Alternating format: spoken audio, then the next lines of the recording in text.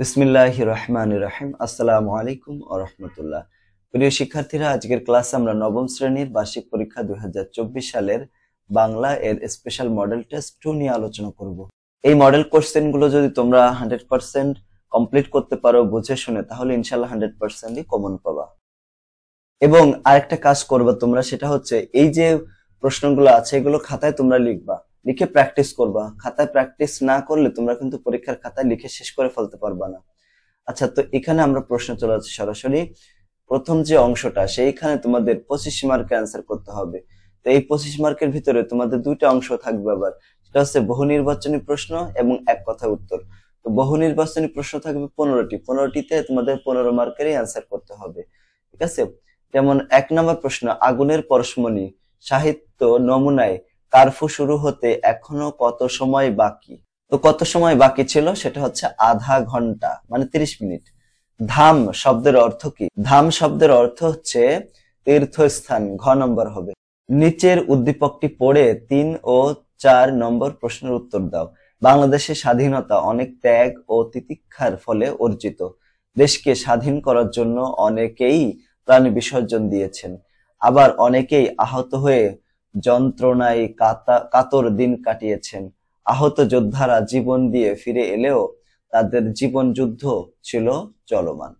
তো এখানে আমরা আসলে এতদিন জানতাম না যে আসলে, তো আমাদের নতুন যে প্রজন্ম, তাই না, আমরা আসলে জানতাম না যে যুদ্ধে এত মানুষ শহীদ হয়।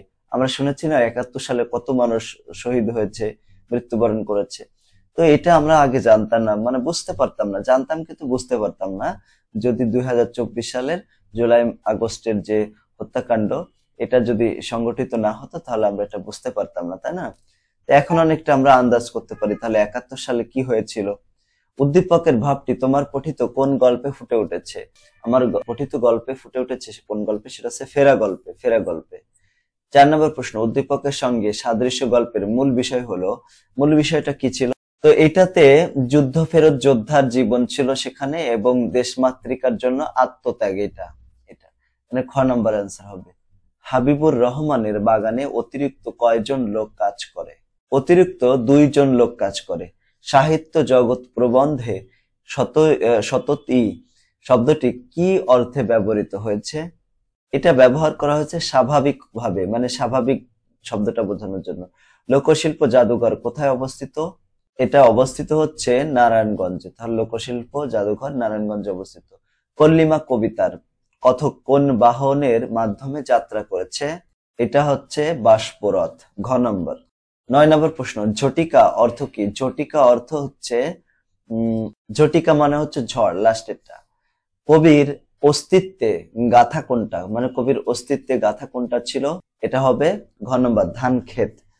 তারপরে হেনরি মোরেলের নির্দেশে সুন্দরবনে গাছ কাটতে যাওয়া মজুররা কিসের আক্রমণের শিকার হয়েছে? তো এটার উত্তর হবে বিষাক্ত সাপ ও বাঘের শিকার হয়েছে, বন্য শূকর ও মহিষের, এবং অরণ্য নদীর কুমির আর কি। এটা হচ্ছে ঘ নম্বর, লাস্টেরটা। 12 নম্বর, সভ্যতার সংকট প্রবন্ধে উল্লেখিত আমরা প্রাচীন কি থেকে বিচ্ছিন্ন?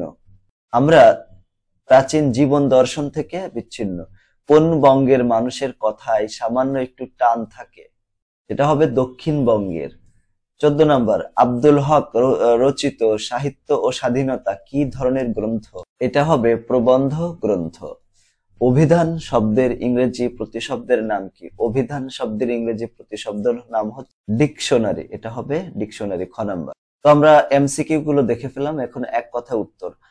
পরীক্ষায় এক কথা উত্তর আসবে 10টি, 16 নম্বর থেকে শুরু করে 25 নম্বর পর্যন্ত। 10টিতে 10 মার্ক থাকবে। প্রথম প্রশ্ন হচ্ছে, মোহাম্মদ আব্দুল হাই কত সালে জন্মগ্রহণ করেন? জন্মগ্রহণ করেন হচ্ছে 1919 সালে। তারপরে কারা টাটকা মাংস খেতে পায় না?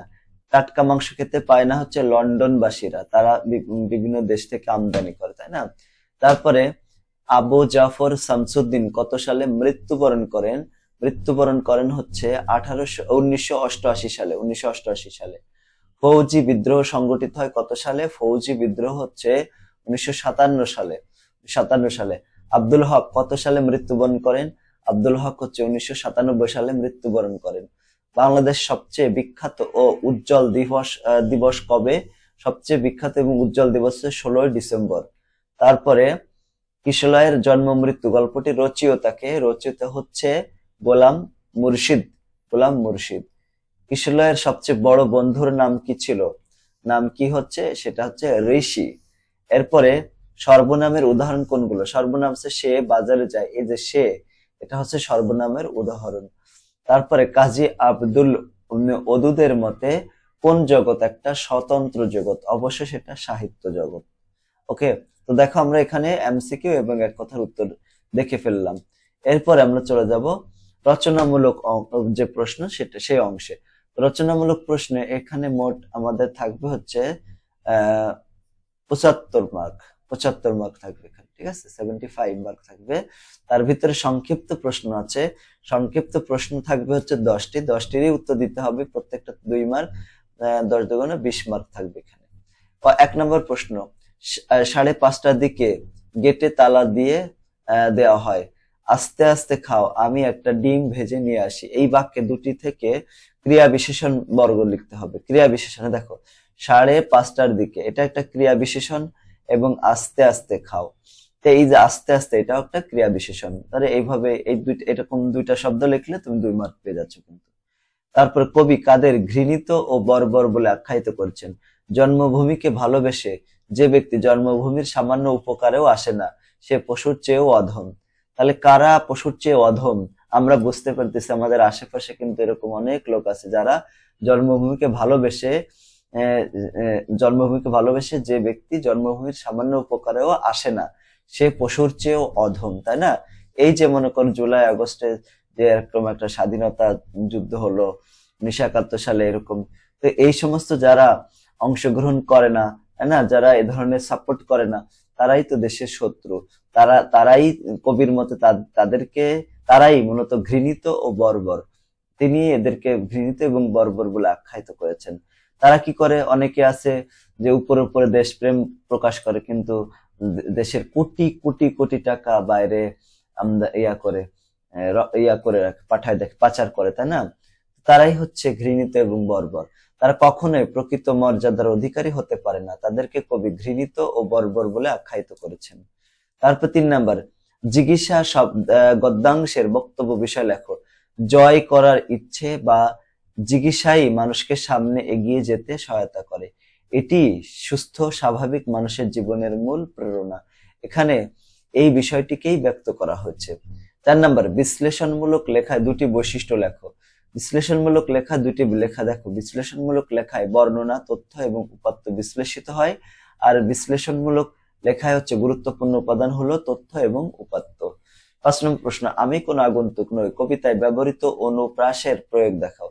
আমি কোন আগন্তুক নয় কবিতায় গ্রামীণ জনপদের সঙ্গে নিবিড় বাঁধনে বাঁধা মানুষের জীবনাচরণ ফুটে উঠেছে। গ্রামীণ প্রকৃতির নানা অনুষঙ্গ, ফুল, পাখি, জোনাকি, পুকুর, মাছরাঙ্গা সবই কবির বহু দিনের চেনা। তারাও কবিকে ভালোভাবে চেনে, মানে কবিও যেরকম তাদেরকে চেনে, তারাও কবিকে সেরকম ভালোভাবে চেনে। তিনি এই গ্রামীণ জনপদেই খুঁজে পেয়েছেন আত্মার অস্তিত্ব। জন্মভূমির মধ্যে শিকড় গেড়ে মানুষ যে সমগ্র দেশকে আপন করে পায়, এই সত্যটি এখানে ধ্বনিত হয়েছে। তারপরে 6 নম্বর, অলিখিত উপাখ্যান গল্পে কোন কোন চরিত্র আছে? এখানে যে যে চরিত্র ছিল, যেমন হেনরি মোরেল, তারপরে ঠিকাদার, মোহন খা, কয়েদি, শ্রমিক, চরিত্রের মুখের সংলাপগুলো প্রমিত ভাষারীতিতে লেখা হয়েছে। 7 নম্বর প্রশ্ন, সভ্যতার সংকট প্রবন্ধের বক্তব্য বিষয় কি, মানে মূল বিষয়টা কি? প্রকৃত মানুষ হতে চাইলে চিন্তা এবং ভাবনার কোনো বিকল্প নেই। প্রকৃত মানুষ যারা, তারা অবশ্যই বিবেকবান হবে, তাই না? বিবেকহীন মানুষ মৃত মানুষের সমান। আমাদের সবসময় সৃষ্টিকর্তা আল্লাহ তাআলার প্রতি এটাই দোয়া করতে হবে যে আল্লাহ, আমি মৃত্যুর আগে যেন মৃত্যুবরণ না করি। মৃত্যুর আগে মৃত্যুবরণ করা মানে কি? বিবেকহীন হয়ে যাওয়া। কারণ বিবেকহীন মানুষ কখন কি কার সাথে কিরকম কথা বলতে হয়, ঠিক আছে, শিক্ষকের সাথে কেমন কথা বলতে হয়, প্রতিবেশীর সাথে, বড়দের সাথে কেমন, এগুলো জানে না, ঠিক আছে। তো উন্নত সভ্যতা গড়ে তুলতে চাইলেও চিন্তাশীল হতে হবে। তা না হলে সভ্যতার সংকট মোকাবেলা করা সম্ভব হবে না। তাই সংকট থেকে পরিত্রাণ পেতে মানুষকে চিন্তা ভাবনা করে কাজ করতে হবে। 8 নম্বর, আগুনের পরশমণি সাহিত্য নমুনার বক্তব্য বিষয় কি? 1971 সালের মুক্তিযুদ্ধে হানাদার সেনাদের তাণ্ডব এবং দেশবাসীকে অতিষ্ঠ করে তুলেছিল। 1971 সালে, তাই না? তো 1971 সালে না, যার দরকার নেই অত পর্যন্ত। আমরা 2024 সালের ঘটনা দেখেই বুঝতে পারি 1971 সালে কি হয়েছিল, ঠিক না? ওরকম তখন ঢাকার অবস্থা আরো দুর্বিষহ উঠেছিল। তো ঢাকার অবস্থা কেমন দুর্বিষহ হয়ে উঠেছিল এটা আমরা অনেকটা আন্দাজ করতে পারি এখন। সেই পরিস্থিতিতে গেরিলা মুক্তিযোদ্ধারা বিশেষ অবদান রেখেছেন, যেমনটা আমরা রেখেছিলাম। তাদের কৌশলী ভূমিকা দেশের স্বাধীনতা অর্জনকে ত্বরান্বিত করেছিল, আর তাদেরকে সহায়তা করেছে স্বাধীনতা প্রত্যাশী প্রতিটি বাঙালি, তাই না? যেমন 2024 সালেও যেমন আমরা আন্দোলন করেছে ছাত্ররা, তাই না? আমরা এরপরে এখানে সমস্ত স্তরের মানুষ এই আন্দোলনকে সমর্থন করেছে। সেই চিত্রই এই সাহিত্য নমুনায় ফুটে উঠেছে। 9 নম্বর প্রশ্ন, 2 বিঘা জমি কবিতার বক্তব্য বিষয় লেখো। এখন গ্রামীণ সমাজে শ্রেণী বিভেদ আর দুর্বলের উপর সবলের অত্যাচার অবিচারের চিরাচরিত রূপটি 2 বিঘা জমি কবিতায় ফুটিয়ে তোলা হয়েছে। 10 নম্বর, ফেরা গল্পের লেখক সম্পর্কে লেখো। ফেরা গল্পের লেখক হাসান আজিজুল হক, তিনি 1939 সালে জন্মগ্রহণ করেন এবং 2021 সালে মৃত্যুবরণ করেন। তিনি বাংলাদেশে একজন বিখ্যাত কথা সাহিত্যিক। তার উল্লেখযোগ্য বইয়ের মধ্যে আছে আন্দোজা, একটি করবী গাছ, জীবনে ঘষে আগুন, আগুন পাখি। এগুলা হচ্ছে ফেরা গল্পের লেখক সম্পর্কে লেখা হলো। এরপর রচনামূলক প্রশ্নের ভিতর রয়েছে দৃশ্যপটবিহীন রচনামূলক প্রশ্ন। 2 ধরনের রচনামূলক প্রশ্ন থাকবে, একটা হচ্ছে দৃশ্যপটবিহীন মানে উদ্দীপক থাকবে না, আর একটা হচ্ছে উদ্দীপক থাকবে। তো এরকম দৃশ্যপটবিহীন এরকম প্রশ্ন থাকবে 5টা থেকে আমাদের 3টা প্রশ্ন উত্তর দিতে হবে। প্রত্যেকটায় 5 মার্ক করে থাকবে, 3 5 15 মার্ক হবে এখানে। এখন দেখো 11 নম্বর প্রশ্ন, মানে রচনামূলক প্রশ্নের প্রথম প্রশ্ন, পল্লিমা কবিতায় বিষয়বস্তু আলোচনা করো। পল্লিমা কবিতায় কবি গ্রাম ছেড়ে শহরে পাড়ি জমানো এক যুবকের মাধ্যমে পল্লী জীবনের নানা বিষয় ফুটিয়ে তুলেছেন তার অসাধারণ শিল্পের ছোঁয়ায়। মায়ের কাছ থেকে বিদায় নেওয়ার আবেগঘন পরিস্থিতি থেকে শুরু করে যাত্রাপথে পল্লী প্রকৃতির অসাধারণ রূপ বৈচিত্র্য তুলে ধরেছেন তিনি। গ্রাম বাংলার নানা বিষয় কবিতার চমৎকার শিল্প কুশলতায় এখানে ফুটিয়ে তুলেছেন। শহর এবং গ্রামের মানুষের তুলনা করে তিনি গ্রামের সহজ সরল ও কর্মঠ মানুষের মুক্ত জীবনের কথা বলেছেন। কবির মতে মাতৃভূমির গোপন ধন সম্পদ এই পল্লী গ্রামে লুকায়িত আছে। কৃষক রাখাল গ্রামে থাকা মানুষ জনই পল্লিমার আপন সন্তান। তো এটাকেই তিনি বুঝিয়েছেন পল্লিমা কবিতায়। তারপর 12 নম্বর প্রশ্ন, যোগাযোগের উপকরণ বলতে কি বোঝানো হচ্ছে? দেখো, যেসব উপাদানের মাধ্যমে যোগাযোগ করা হয়, যেগুলোর মাধ্যমে, সেগুলোকে বলা হয় যোগাযোগের উপকরণ। যেমন দেখো, প্রত্যক্ষ আমরা জানি 3 ধরনের যোগাযোগ আছে, তাই না? প্রত্যক্ষ, লিখিত এবং যান্ত্রিক। তো প্রত্যক্ষ যে যোগাযোগ, সেই ক্ষেত্রে মানে সরাসরি যে কথা বলা হয়, তাই না? তো সরাসরি কথা বলার সময় আমরা কি কি ব্যবহার করি? আমাদের হাত ব্যবহার করি, বাক প্রত্যঙ্গ, হাত। তারপর দেখো কান ব্যবহার করি, হাত আঙ্গুল, তারপর চোখ ব্যবহার করি, ইশারা সংকেত ইত্যাদি ব্যবহার করি। ইশারা দিয়ে তোমরা অনেক বলি, তাই না? চোখ দিয়ে ইশারা দিই, হাত দিয়ে ইশারা করি, এরকম। তো এখানে গলার কণ্ঠস্বরও কিন্তু প্রত্যক্ষ উপকরণ হয়ে থাকে। কণ্ঠস্বর কিভাবে? এই যে আমি যদি বলি আমি ভাত খাবো না, এরকম ভাবে রাগান্বিত ভাবে বলি, তাহলে তো তুমি বুঝতেছো সে রাগান্বিত আছে, এটাও এক প্রকার মনের ভাব প্রকাশ করা, তাই না? এরকম। আবার যদি বলি আমি এখন ভাত খাবো না, এরকম নর্মালি বলে তুমি বুঝতে পারো যে না, সে ঠিক আছে, নর্মাল আছে, এরকম। লিখিত উপকরণের ভিতরে হচ্ছে আমরা কি ব্যবহার করি বলতো? লিখিত কাগজ, কলম, তার পেন্সিল, বই, পত্রিকা, দেয়াল পত্রিকা, blackboard, white board, leaflet, poster, অনেক কিছু ব্যবহার করি। যান্ত্রিক উপকরণের ভিতরে হচ্ছে ব্যানারও ব্যবহার করি যে লিখিত মাধ্যমে। যান্ত্রিক উপকরণে দেখো আমরা কি ব্যবহার করি? Mobile phone, computer, laptop, microphone, তারপরে loud speaker, mic, headphone, radio, television, audio recorder, camera, scanner প্রভৃতি যান্ত্রিক উপকরণ আমরা ব্যবহার করি। এরপরে রয়েছে দেখো নিচের শব্দগুলোর প্রমিত উচ্চারণ কি হবে? অশনি, এটা হবে অশনি। তারপরে দেখো আজল, এরকম উচ্চারণ হবে। ইতস্ত, সন্ততা দেখছো এরকম তো তো তো এক, এটার এক উচ্চারণ এক না, এটার উচ্চারণ হয় এক, এক। ঐকান্তিক, ঐকান্তিক এরকম। উজ্জয়িনী, উজ্জয়িনী এরকম। তারপরে 14 নম্বর প্রশ্ন, প্রায়োগিক লেখার বৈশিষ্ট্যগুলো লেখো। প্রায়োগিক লেখার কি কি বৈশিষ্ট্য আছে? যেমন 1 নম্বর বা ক নম্বর, প্রায়োগিক লেখা প্রাত্যহিক জীবনের অংশ এবং এতে বাস্তব জীবনের প্রতিচ্ছবি বিদ্যমান থাকে, তাই না?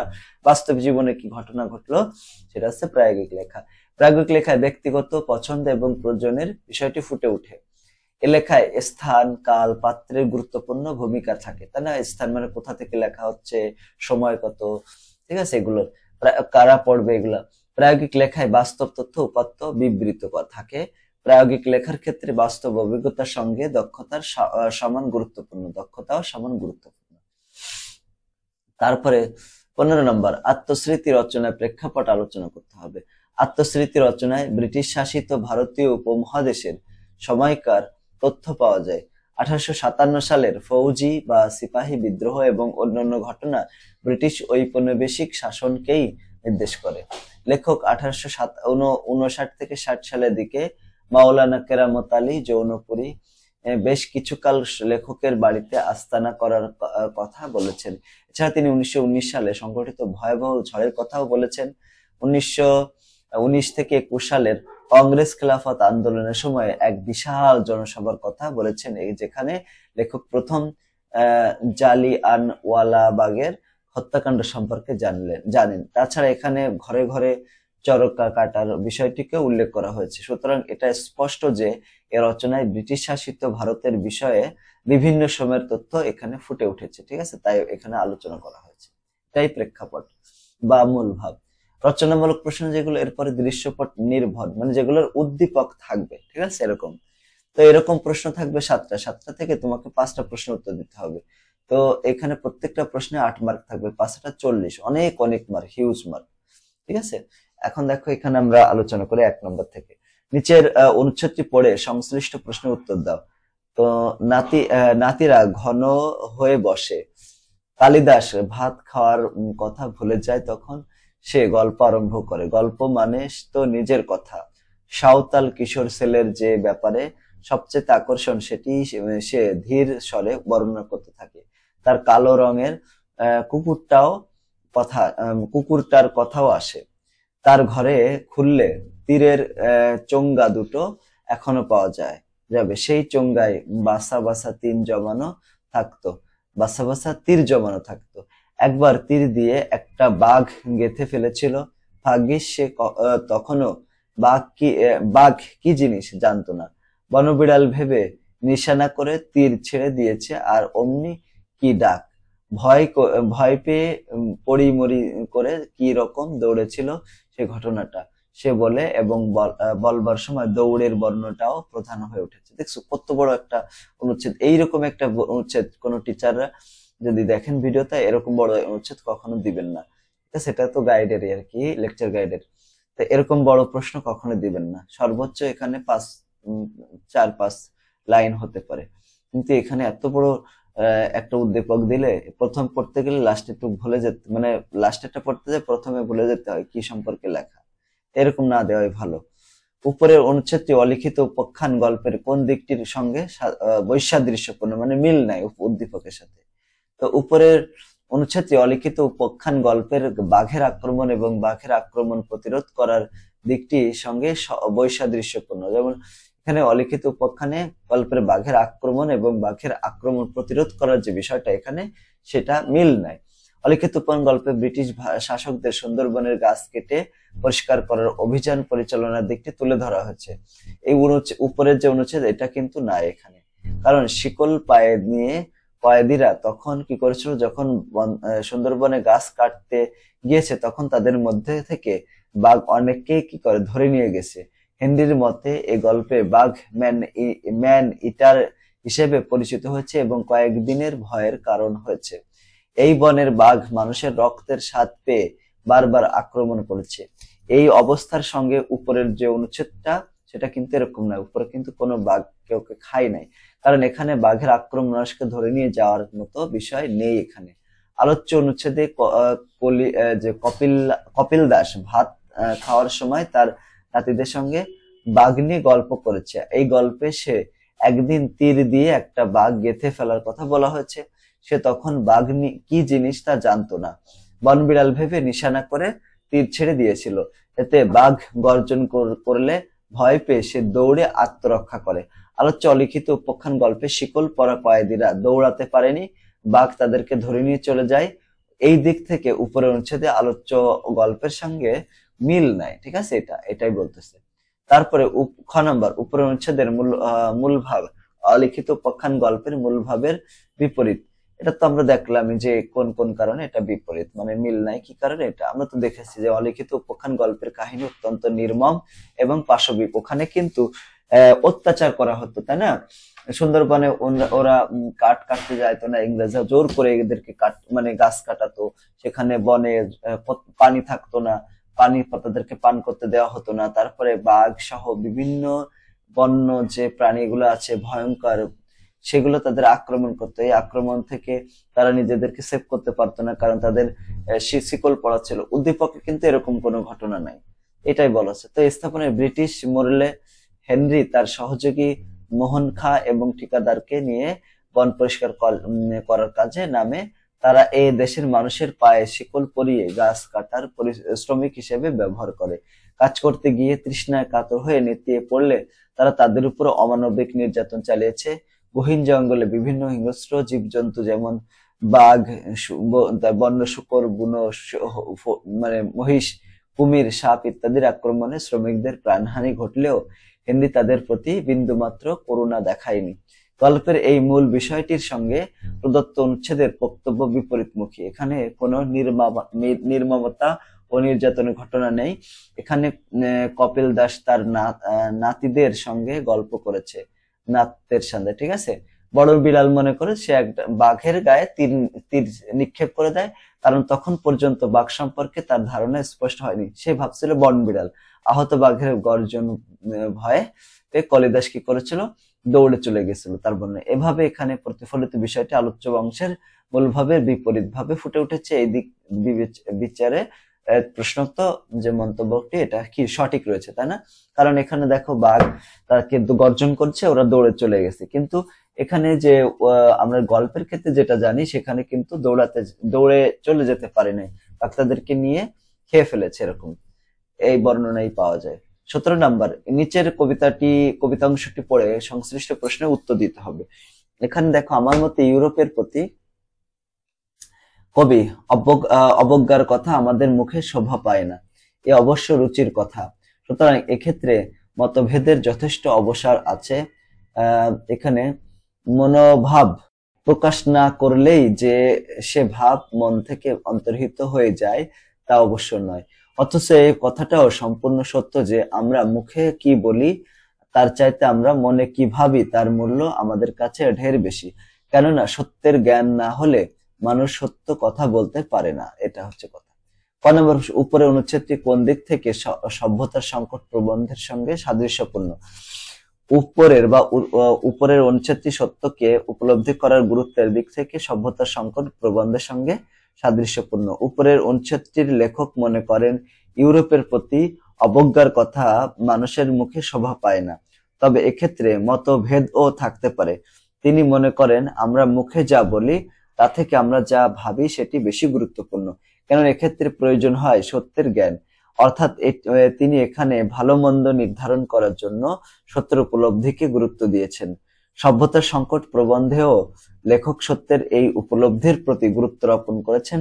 তিনি মনে করেন চিন্তার চর্চা থেকে দূরে থাকলে মানুষ সত্য মিথ্যার প্রভেদ উপলব্ধি করতে পারে না। আর মানুষ যখন সত্য ও মিথ্যাকে আলাদা করে দেখতে না পারে তখন সে বিপদে ধাবিত হয় এবং এর ফলেই মানুষ হয়ে পড়ে কি গতানুগতিক, মানুষের মন থেকে বাহিরে যায় সত্য এবং ন্যায়ের মূল্য। তো লেখকের এই সভ্যতার উপলব্ধির গুরুত্ব উপরের অনুচ্ছেদ স্পষ্টভাবে প্রতিফলিত হয়েছে, এটাই এখানে বলা আছে। এবং খ নম্বর হচ্ছে উপরের অনুচ্ছেদটি সভ্যতার সংকট প্রবন্ধের একটা বিশেষ দিককে নির্দেশ করে, পুরো বিষয়কে নির্দেশ করে না। ঠিক আছে, পুরো বিষয় আরো অনেক বিষয় এখানে রয়েছে। খ নম্বর হচ্ছে উত্তর, এখানে উপরের অনুচ্ছেদে সভ্যতার সংকট প্রবন্ধে একটা বিশেষ দিককেই নির্দেশ করে, পুরো বিষয়কে নয়। যথার্থ কথাটা কেন? কারণ উপরের অনুচ্ছেদে লেখক ইউরোপের প্রতি অবজ্ঞার কথা বলতে গিয়ে উভয় রুচির কথাই বলেছেন। এক্ষেত্রে লেখক মুখে কথা বলার চেয়ে মনে যা ভাবা যায় তার প্রতি বেশি গুরুত্ব দিয়েছেন। এখানে তিনি সত্যকে উপলব্ধির কথা বলেছেন। এই বিষয়টি সভ্যতার সংকট প্রবন্ধের একটা বিশেষ দিক হলেও পুরো বিষয়কে ধারণ করে না। এই প্রবন্ধে লেখক সভ্যতার প্রথম সোপান হিসেবে চিন্তা, তারপরে চিন্তার আভাস, অভ্যাস তথা বুদ্ধির চর্চাকে নির্দেশ করেছেন। তিনি জানিয়েছেন চিন্তার চর্চা না থাকার ফলে মানুষ কিভাবে যন্ত্র নির্ভর হয়ে যাচ্ছে। সেখানে মানুষের হৃদয়, মন, আবেগ, অনুভূতি সবকিছুই যন্ত্রে সুরে বাধা, যার ফলে কি হয়, বিশ্বের বিভিন্ন দেশ এবং জাতি বিভিন্ন সময়ে আণবিক যুদ্ধে এবং প্রতিনিয়ত শীতল যুদ্ধে লিপ্ত হয়। এভাবেই মানুষ হয়ে উঠেছে নীতি নৈতিকতা ও বিবেকহীন।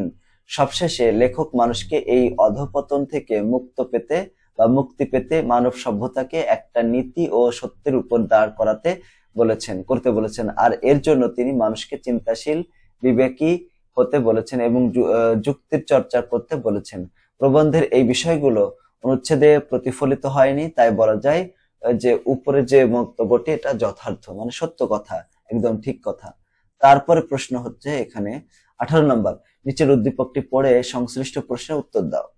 তো এখানে বলা হচ্ছে যে আফশিনদের ক্লাসে শিক্ষক জিনুন নাহার তিনি নির্দেশ দিলেন যারা পারবে তারা একটা কবিতা লিখে নিয়ে আসবে এবং আগামী ক্লাসে তা উপস্থাপন করবে। আর যারা নিজে কবিতা লিখতে পারবে না তাদেরকেও ঘাবড়ানোর কিছুই নেই, তারা তাদের জানা পছন্দ মতো কবিতা আবৃত্তি করবে। হ্যাঁ, পরের দিন আফসিন জিসান তার প্রিয় কবি কাজী নজরুল ইসলামের মানুষ কবিতাটি আবৃত্তি করলো। তার আবৃত্তি শুনে শিক্ষক সহ সকল সহপাঠী অভিভূত হয়ে গেল। এখানে যে মাধ্যমে যোগাযোগ করা হয়েছে সেই মাধ্যমটি কোন ক্ষেত্রে ব্যবহার করা হয় এবং এই মাধ্যমে যোগাযোগ কি কি উপকরণ ব্যবহৃত হয়েছে। তো উপরে দেখো, এখানে প্রধানত প্রত্যক্ষ মাধ্যমে যোগাযোগের কথা বলা হয়েছে। এই মাধ্যমটি আমরা সরাসরি যোগাযোগের ক্ষেত্রে ব্যবহার করি। প্রত্যক্ষ যোগাযোগের ক্ষেত্রে এক পক্ষ বলে এবং অন্য পক্ষে শোনে। বক্তা এবং শ্রোতার মধ্যে সরাসরি যে যোগাযোগ হয় সেটি যোগাযোগের প্রত্যক্ষ মাধ্যম। এক্ষেত্রে গলার স্বর, কথার সুর, ইশারা, তাকানোর ভঙ্গি, অঙ্গভঙ্গি ইত্যাদি দিক কি গুরুত্বপূর্ণ। তোমার আম্মু যদি তোমার দিকে রাগান্বিত চোখে তাকায়, তুমি তো দেখে বুঝতে পারো, তাই না? তাহলে এখানে কথার সুর, গলার সুর, একজন মানুষ কেমন সুরে কথা বলতেছে, সে কি রাগান্বিত নাকি, এটা দেখেই তো বোঝা যায়। ইশারা দিয়েও কথা বোঝানো যায়, তাকানোর ভঙ্গি দেখেও কথা বলা যায়, ঠিক আছে, গুরুত্বপূর্ণ। এই মাধ্যমে যোগাযোগের সময় অর্থাৎ সরাসরি কথা বলার সময় প্রত্যক্ষ যোগাযোগের সময় নিম্নোক্ত উপকরণগুলো ব্যবহৃত হয়, যেমন বাক প্রত্যঙ্গ, কান, হাত, আঙ্গুল, চোখ, ইশারা, সংকেত ইত্যাদি। তারপরে প্রশ্ন হচ্ছে উপরে উল্লেখিত অংশটুকু পড়ে তোমার কোন কোন যোগাযোগের কথা মনে আসে এবং তা কেন। উল্লেখ্য অংশে যদি একাধিক মাধ্যমে যোগাযোগ করা হয়ে থাকে তাহলে অপর মাধ্যমটি কি। তো অনুচ্ছেদে উল্লেখিত অংশটুকু পড়ে আমার কি প্রত্যক্ষ মাধ্যমে যোগাযোগ এবং সাহিত্য মাধ্যমে যোগাযোগের কথা মনে আসে। কারণ এখানে একই সঙ্গে একাধিক মাধ্যমে যোগাযোগ করা হয়েছে।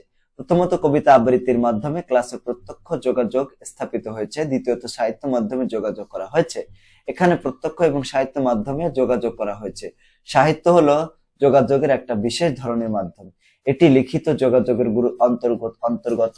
সাহিত্যের মধ্যে দিয়ে লেখকের সঙ্গে পাঠকের যোগাযোগ কি ঘটে। এই যোগাযোগের ক্ষেত্রে লেখা এবং পড়ার কাজটি মুখ্য। এই যোগাযোগের উদ্দেশ্য হলো কোনো বিষয়ে পাঠককে অবহিত করানো। এই যোগাযোগে লেখক নিজের দৃষ্টিভঙ্গি, চিন্তা, চেতনা এবং অভিজ্ঞতা পাঠকের মধ্যে কি করে ছড়িয়ে দেন। এই যোগাযোগের প্রধান উপকরণ হলো কাগজ এবং কলম। লেখক লেখার সময় কাগজ এবং কলম ব্যবহার করেন এবং বই ছাপায়ও কাগজে। এরপর 19 নম্বর, নিচের অনুচ্ছেদটি পড়ে সংশ্লিষ্ট প্রশ্নের উত্তর দাও। শব্দের লেখা এবং উচ্চারণ সবসময় একরকম হয় না, তাই না? একরকম কি হয় না, কেননা শব্দের লিখিত রূপের সম্পর্ক হলো বর্ণের সাথে, আর শব্দের উচ্চারণের সম্পর্ক হলো ধ্বনির সাথে। যেমন একা, এটা একা, খেলা, এত, এই শব্দগুলো ধ্বনিগত প্রমিত উচ্চারণ অন্যরকম হবে। যেমন আমরা একা বলি, একা না, হবে একা। খেলা বলি যদি হয়, লেখা রয়েছে, কিন্তু এটা হচ্ছে খেলা। এতো, আমরা এটার উচ্চারণ কি হবে, প্রমিত উচ্চারণ হবে এত, এরকম। তো শব্দের লিখিত রূপ এবং উচ্চারণগত রূপ অনেক সময় ভিন্ন হয়। তুমি কি এই কথার সাথে একমত? যদি একমত হও তাহলে উদ্দীপকে উল্লেখিত শব্দ তিনটির প্রমিত রূপ উচ্চারণ করো। আচ্ছা, এই প্রশ্নটা এরকম না করে দেখো এরকম করা যেত, এই যেটা উদ্দীপকে উল্লেখিত শব্দ তিনটির প্রমিত উচ্চারণ লেখো, জাস্ট এতটুকু লিখলে হবে। দেখো, হ্যাঁ আমি এই কথার সাথে একমত যে শব্দের লিখিত রূপ এবং আচরণগত রূপ অনেক সময় ভিন্ন হয়। উদ্দীপক উল্লেখিত শব্দ তিনটির প্রমিত রূপ নিচে দেওয়া হলো, যেমন এটা উচ্চারণ হবে একা, খেলা, এত, আমরা তো বললাম আর কি। এরপরে প্রমিত উচ্চারণ আসলে কি, নিচের শব্দগুলোর প্রমিত উচ্চারণ লেখো, যে এই বিষয়গুলো প্রমিত উচ্চারণ লিখতে হবে। দেখো, নির্দিষ্ট মানদণ্ড মেনে উচ্চারণ করাই হলো প্রমিত উচ্চারণ। প্রশ্নে উল্লেখিত শব্দগুলোর প্রমিত উচ্চারণ হচ্ছে একাডেমি, এটা হবে একাডেমি, একে একে, একে একে, এতই এতই, গেছে গ্যাসে, এরকম হবে, অতি অতি, এরকম হবে। হ্যাঁ, তারপর দেখো 20 নম্বর, নিচের অনুচ্ছেদটি পড়ে সংশ্লিষ্ট প্রশ্নের উত্তর দাও। রাজা তাহাদের কি করল, রূপের মাধুর্য দর্শনে চমৎকৃত হইয়া কহিতে লাগিলেন, ইহারা আশ্রমবাসিনী, ইহারা যেরূপ এরূপ রূপবতী রমণী, তাদের অন্তঃপুরে নাই বুঝিলাম। আজ উদ্দনলতা সৌন্দর্য গুণে বনলতার নিকট পরাজিত হইল। এরপর ক নম্বর, লেখাটি কোন রীতিতে লেখা, এই ধরনের লেখা সম্পর্কে যা জানো লেখো। উদ্দীপকের যে লেখাটা সাধুরীতি হলো লিখিত বাংলা ভাষার একটা সেকেলে রূপ। এক সময়ে লিখিত ভাষার আদর্শ রূপ হিসেবে এটি ব্যবহৃত হতো। 19 এবং 20 শতকের প্রচুর সাহিত্যকর্ম এই রীতিতে লেখা হয়েছে। এই রীতিতে কিছু কিছু সর্বনাম ক্রিয়া এবং অনুসর্গের রূপ প্রমিত রীতির তুলনায় সাধারণত দীর্ঘ হয়, যেমন তার, এটা হবে তাহার, তোমাদের, এটা হবে তোমাদিগকে, যাবে যাইব, তার যাবে আর কি, যাইবে, ভাবতে লাগিল, ভাবিতে লাগিল, হ্যাঁ ভাবতে লাগলো, ভাবিতে লাগিল, হতে হইতে, বাইরে বাহিরে, এরকম মানে দীর্ঘ হবে উচ্চারণটা। ঠিক আছে, উপরে উল্লেখিত যে ইয়াটা আছে আর কি, সাধু ভাষাটাকে প্রমিত ভাষায় লিখতে হবে। তো এখানে লেখাটি প্রমিত ভাষায় আমরা এভাবে লিখতে পারি, রাজা তাদের রূপের মাধুরী দেখে চমৎকৃত হয়ে বলতে লাগলেন, এরা আশ্রমবাসিনী, এরা যেমন তেমন রূপবতী রমণী, আমার অন্দরমহলে ভেতর বাড়িতে নেই বুঝলাম, আজ উদন্নলতা সৌন্দর্য গুণে বনলতার কাছে পরাজিত হইল জায়গা হলো, এরকম হবে।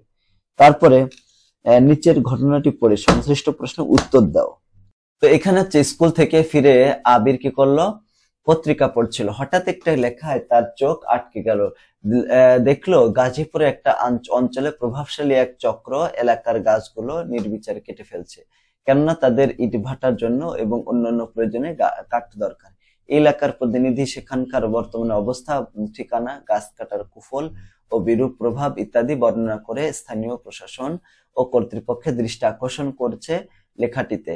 আবির লেখাটি পড়ে রাগান্বিত হলো, কেননা বর্তমানে গাছ বেশি করে লাগানো দরকার, অথচ গাছ কেটে ফেলা হচ্ছে। তবে আবির আশা করলো এই লেখাটি যেন যথাযথ প্রশাসন এবং কর্তৃপক্ষের নজরে পড়ে এবং গাছ কাটা বন্ধ হয়ে যায়। আবিরের পত্রিকায় যে লেখাটি পড়েছে সেটি কোন ধরনের লেখা, সেটি হচ্ছে সংবাদ প্রতিবেদন। এটা কিন্তু সংবাদ প্রতিবেদন, কেননা এ ধরনের লেখা, দেখো এ ধরনের লেখার মূল উদ্দেশ্য হলো কোনো বিশেষ ঘটনা বা বিশেষ বিষয় সম্পর্কে খুঁটিনাটি তথ্য উপস্থাপন করে বিষয়টি প্রচার করা। বস্তুনিষ্ঠ সংবাদ এবং বিষয় সম্পর্কিত তথ্য উপাত্ত সঠিকভাবে তুলে ধরার জন্য প্রতিবেদন রচনা করা হয়। বর্তমান ঘটনা, যাপিত জীবনের সমস্যা সমাধান, তারপর কোনো বিশেষ ঘটনা, জ্ঞান বিজ্ঞানের তথ্য, আবহাওয়া, জলবায়ু, রাজনীতি, বিভিন্ন বিষয় প্রচার এবং বা হচ্ছে জানানোর উদ্দেশ্যে সংবাদ প্রতিবেদন লেখা হয়। তারপরে এখানে খ নাম্বার, ধরো আবির পঠিত লেখাটি তোমাকে লিখতে বলা হলো। এ ধরনের লেখা লিখতে হলে কোন কোন বিষয় খেয়াল রাখতে হবে তোমাকে, যে বিষয়গুলো খেয়াল রাখতে হবে সেগুলো হচ্ছে, প্রতিবেদন লেখার সময় প্রতিবেদনকে গভীর মনোযোগের সঙ্গে ঘটনা প্রত্যক্ষ করতে হবে। ঠিক আছে, ঘটনা পক্ষপাতবিহীন বিবরণ দিতে হবে, কারোর পক্ষ নেওয়া যাবে না। শিরোনামটি হতে হবে বিষয় সংশ্লিষ্ট, মানে যে বিষয় সম্পর্কে লেখা সেই বিষয় সংশ্লিষ্ট হতে হবে। শিরোনামের পর প্রতিবেদকের নাম, ঘটনার স্থান এবং তারিখ লিখতে হবে। এরপর প্রাঞ্জল ভাষায় মূল বিষয়বস্তুর প্রাথমিক ধারণা সম্বলিত একটি ভূমিকা দিতে হবে। ভূমিকার পরে সুনির্দিষ্ট বিষয়ে অনুচ্ছেদ আকারে প্রয়োজনীয় তথ্য এবং উপাত্ত উপস্থাপন করতে হয় সবিস্তারে। সংবাদ প্রতিবেদন লেখার সময় উল্লেখিত বিষয়সমূহ বিবেচনায় রাখতে হবে। এটা এখন লাস্টে 22 নম্বর, নিচের অনুচ্ছেদটি পড়ে সংশ্লিষ্ট প্রশ্নের উত্তর দাও।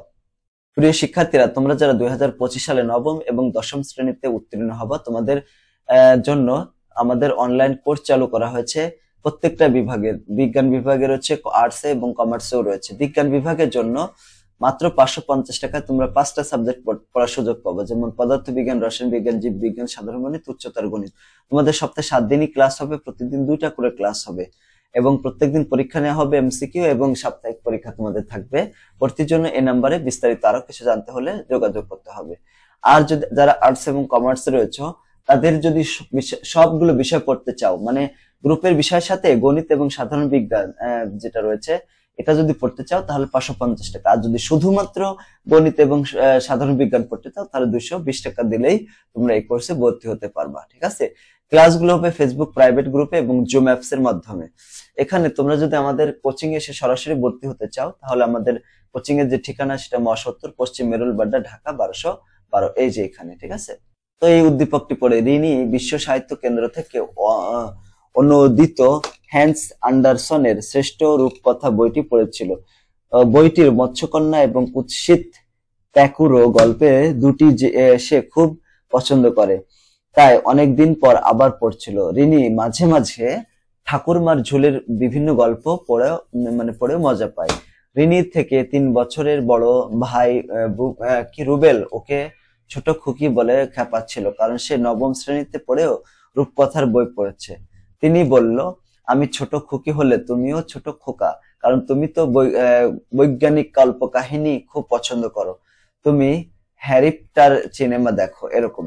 তো এখানে ক নাম্বার, উপরিউক্ত ঘটনাতে রিনি এবং রুবেলের পড়ার মধ্যে যে পড়ার বিষয়ে সাদৃশ্য ও কোথাও এবং কিভাবে এ ধরনের কোন প্রকারভেদ, এ ধরনের লেখা কোনো প্রকারভেদ তুমি খুঁজে পাও কিনা দেখো।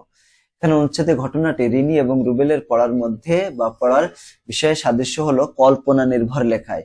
রিনির পড়া গ্রুপ কথা এবং রুবেলের পড়া বৈজ্ঞানিক কল্পকাহিনী দুটোই কিন্তু কল্পনা নির্ভর, তাই না? এ ধরনের লেখায় বা লেখার নিম্নোক্ত প্রকারভেদ রয়েছে, যেমন রূপকথা। রূপকথা এক ধরনের শিশুতোষ গল্প যেখানে মানুষের রূপ পাশাপাশি রাক্ষস, ডাইনি, ভূত প্রেত এগুলোর কথা আছে। উপকথা গল্প উপকথাও কল্পনা নির্ভর লেখার অন্তর্ভুক্ত, মূলত পশু পাখি দিয়ে রচিত গল্পকে উপকথা বলা হয়। বৈজ্ঞানিক কল্পকাহিনী কি, বিজ্ঞানের বিষয় নিয়ে লেখা কল্পকাহিনীকে বৈজ্ঞানিক কল্পকাহিনী বলা হয়। ঠিক আছে? এখানে যেমন বিজ্ঞান, প্রযুক্তি, মহাকাশ অনুসন্ধান, তারপরে ভবিষ্যতের জগৎ, এইগুলো থাকতে পারে। রাম্য রচনা বলতে সাহিত্যের হাস্যরসাত্মক রচনাকে বোঝায়। আসলে কোনো লেখক যখন নিজের মতামত রসকস দিয়ে লেখে তখন সেটাকে রাম্য রচনা বলা হয়। মানে উপরের যে ঘ নম্বর হচ্ছে, মানে খ নম্বর, উপরের ঘটনায় যে ধরনের সাহিত্য বা লেখার কথা বলা হয়েছে এরকম লেখা বা গল্প প্রস্তুত করো। একটা লেখে আমাদের প্রস্তুত করতে হবে। যেমন অনুচ্ছেদের ঘটনায় যে ধরনের সাহিত্য বা লেখার কথা বলা হয়েছে সেটা হচ্ছে কল্পনা নির্ভর লেখা। নিচে আমরা একটা কল্পনা নির্ভর দেখবো, সেটার নাম হচ্ছে ছোট মামার ঘোড়া, এরকম। তো এখান থেকে আমরা লেখা শুরু করি। একদিন পৌষের হাড় কাঁপানো শীতের রাতে 3 বন্ধু কবির, রাফি এবং জিম পৌষ মেলা থেকে ফিরছিল। তো তোমরা এরকম গল্প, যে কোনো একটা কাল্পনিক গল্প লিখে দিবা। তোমার নানি দাদির কাছ থেকে গল্প শোনো না, ওইগুলো আর কি।